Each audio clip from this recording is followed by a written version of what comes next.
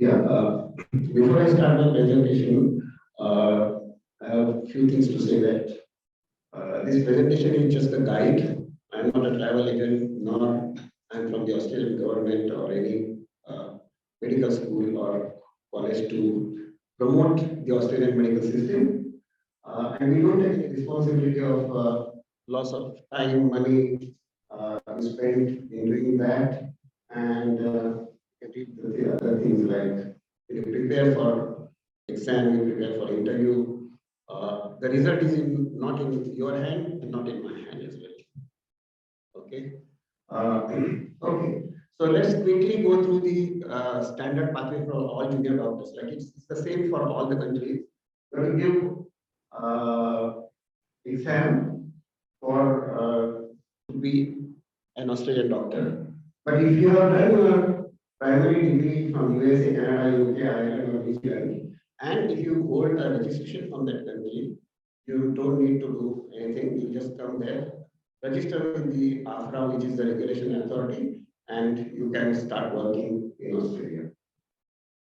So for standard pathway, there are a few steps that you have to enroll to. Sorry. You have to enroll to AFC portal. Is opposite. Then ECA country verification. It's all on the internet.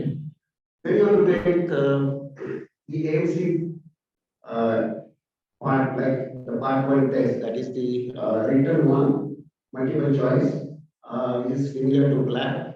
And after that, you can take OSCE. Then do English test, secure a job, and after securing a job, registration with AFRA. This is a tricky thing. Like in England, you can just get your registration and then start searching the job.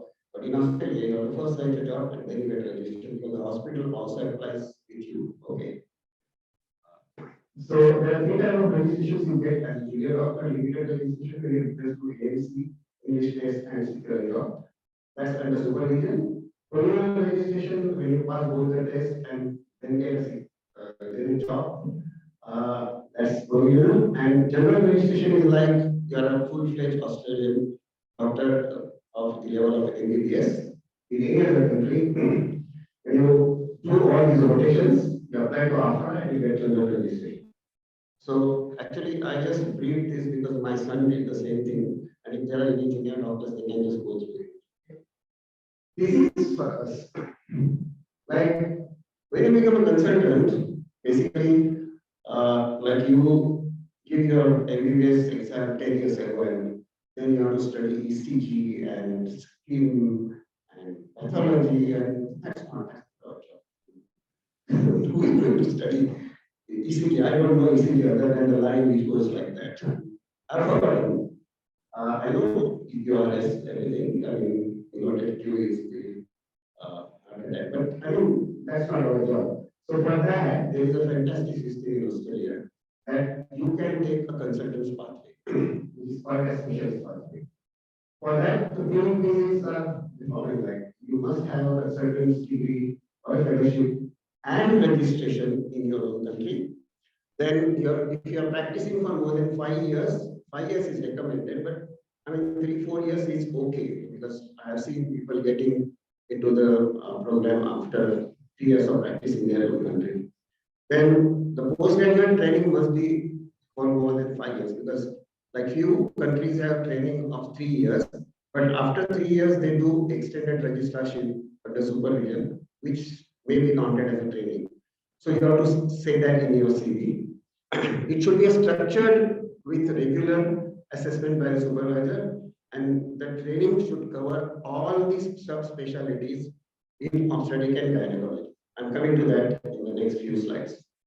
Now, how to apply? As previously, like a junior doctor, you again register with AMC, get ECFMG verification done.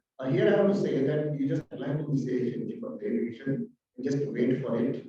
It will not stop you from going ahead. Because with me, it so happened that I applied to ECFMG for my verification. I got my fellowship and then I got my verification. So don't worry. So then apply to the respective college for assessment. Like for you, you can apply to the skin and other college, but for us, It is the Royal Australian and New Zealand College of Obstetrics and Gynecology, that is called RANSCOG. Okay. I will just say RANSCOG for our college. Most important thing, if someone has to migrate, he or she is not going to migrate, the whole family is going to migrate. Please discuss with your family member, your spouse, your children, if they are grown up, and then decide to come to any country. Like then decide to migrate, because I've seen problems happening. Okay. So prepare your CV as per the AMC and NASCOG requirements, which is there on the internet. You can just see. Now, here this is an important aspect, because however qualified you are, if your CV is not up to the standards of Australian thing, and if you are not so serious about it, at the first primary stage, your application is thrown away. So it should start from the completion of your internship. Your admission should be on the competitive basis. CV must include 5 years training under supervision. It should be a structured program with regular assessments, logbook. Previously, all the names or numbers were required, but now only the numbers of like procedures are required. So it's easy. It should include now. Hello. It should include all the subspecialties of obstetrics and gynecology in your training of 5 years. That you must be rotated to do ultrasonography, urogynecology, infertility, gynecology, laparoscopy, cervical cytology, and whatever comes in future in obstetrics, you must be well versed of it. Not well versed, I mean at least you should know something. But any of this is missing, then your application is at the borderline. Okay. Then after that, the examination, like what examination you have? You have both theory papers and 2 hours, you have dissertation. So all that you have to say. And post-degree training, which I was talking about. Some countries have 3 years of postgraduate degree, so they have extended training, which is obtained voluntarily by the candidate. So you have to operate on that, and it should be under supervision. Then what are CAD courses like ultrasound, laparoscopy courses? Now robotics is coming, so if you are in that, you can say your presentations, if you have done any audits, and if you have got any prizes, should be supported by the documents. Okay. Now, this assessment by a score is actually your exam, but the exam in the form of interview. Okay. So now I will elaborate on that, and this is the most important thing of our presentation. So assessment of your application is done by a first single member from Specialist International Medical Practitioner, that is SIMG committee.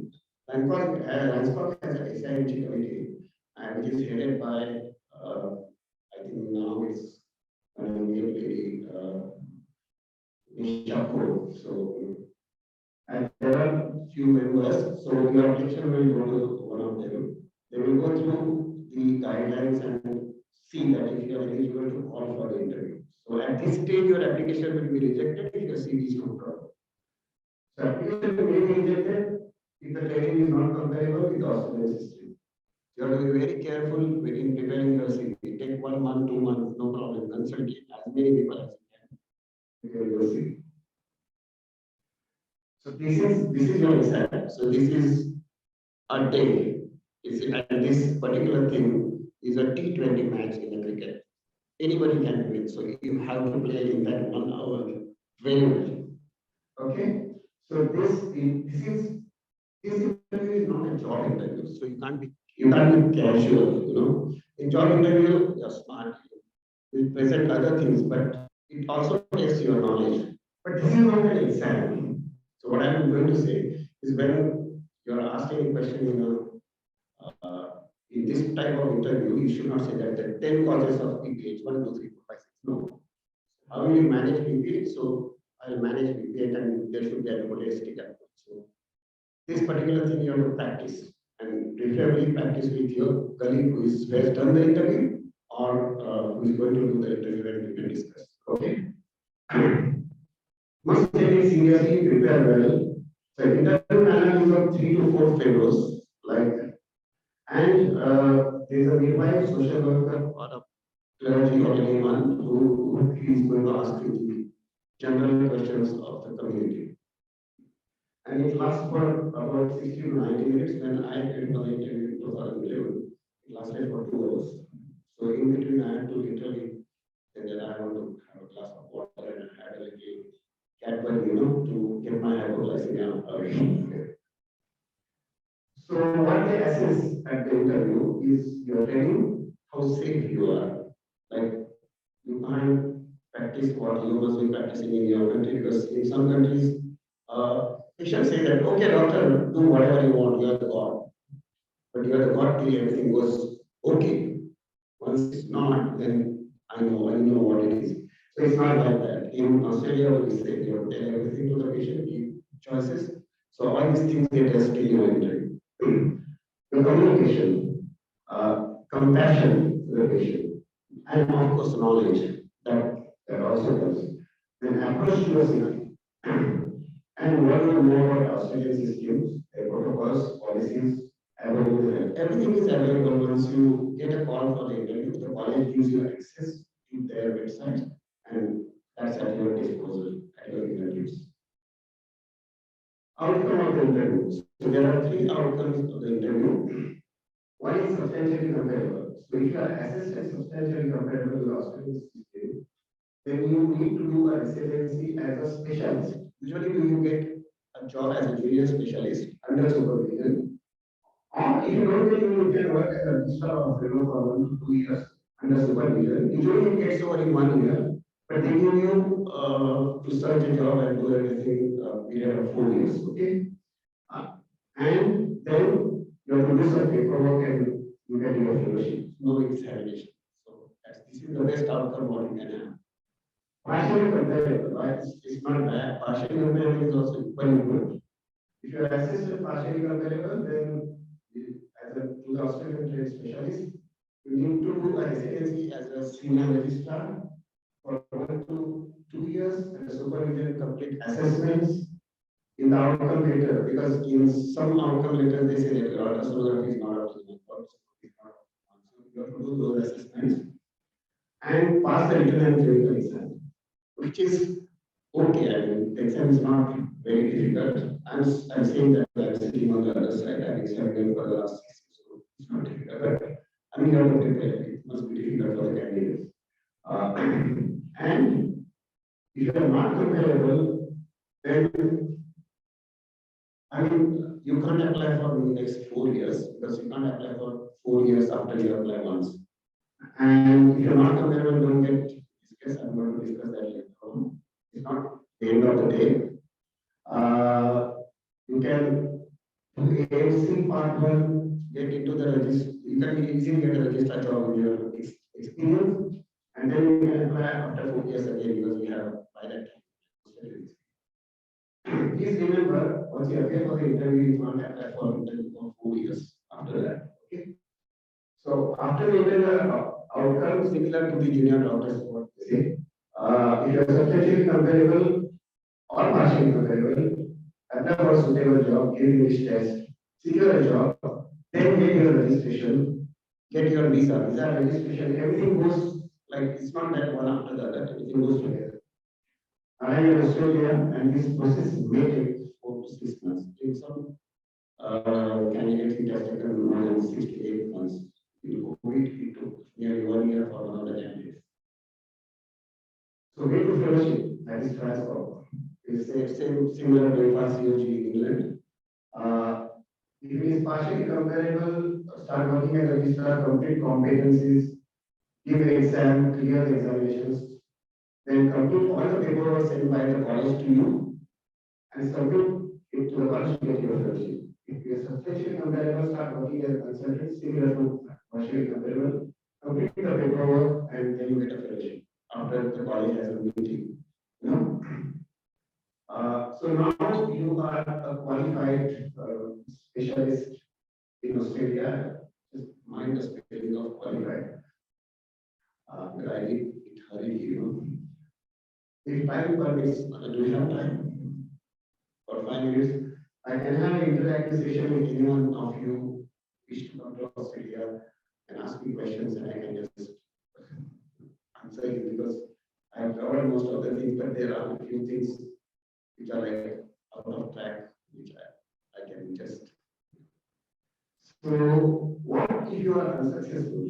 I have just given a few questions which normally are asked to me at the time of interview stage. So, if you are unsuccessful, like if you don't get a comparable or a partially or substantially comparable state, then what you can do is just appear for AMC part 1, which is also not difficult because my son did that. He was like just past years, but one of the doctors didn't get like comparable status, and he actually pursued her that you do this, and now she's on the track now.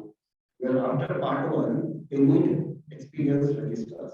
So after part 1, you can get a job as a registrar. Okay. Uh, so different visas to work in Australia. Like if you get a job, no problem because your hospital sponsors your visa.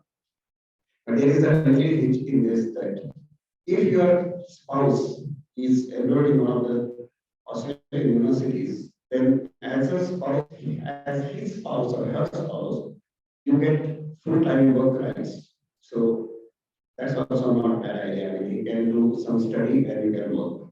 So that's not a bad idea. Interview preparation, I mean, prepare for the interview because I have trained more than 20 doctors from India for the interview.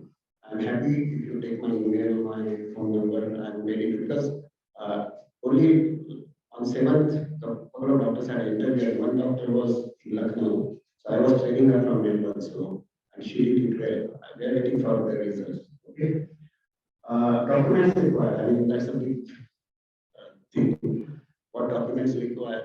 I mean, you can go to the internet, but or you can contact me later on. I'll tell you all what are the documents required. But those documents are after you appear for an interview.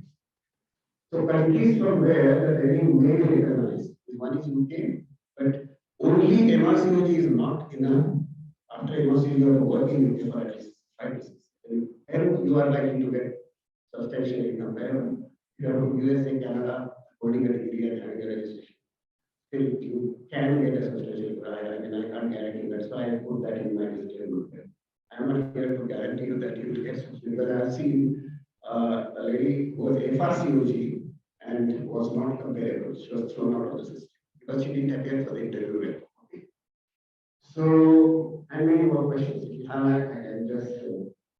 So, welcome to Australia, a country full of opportunities, and thank you very much.